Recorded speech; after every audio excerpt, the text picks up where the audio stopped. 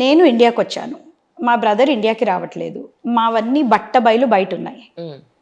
ఏం చేయాలి నేను నాకెందుకు వచ్చిందిలే అని చెప్పేసి నేను వెళ్ళిపోవాలా, లేదు అన్నీ వైండప్ చేయాలి, అది నా రెస్పాన్సిబిలిటీ అని పిల్లల్ని, హస్బెండ్ని, ఫ్రెండ్స్ని అందరినీ వదిలిపెట్టి, నా ఇంటి కంఫర్ట్ని వదిలిపెట్టి, ఇక్కడ పెట్టా బేడా సర్దుకొని హోటల్స్లో తిరుగుతా.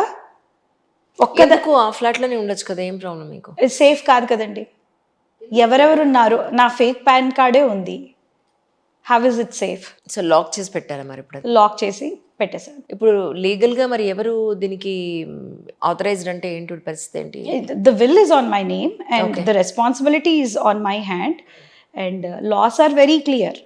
ఎవరు పొసెషన్లో ఎవరి చేతిలో ఉంటే వాళ్ళది అని. అంటే ఇప్పుడు ఫ్లాట్ మరి ఇప్పుడు ఇదంతా చేసింది ఎవరు? పని వాళ్ళ, మీ రిలేటివ్సా, ఎవరు, ఫ్రెండ్సా? రిలేటివ్స్ ఉన్నారు, పెద్దనాన్న పిల్లలు ఉన్నారు అని మా నాన్న డిక్లరేషన్లో చెప్పాడు.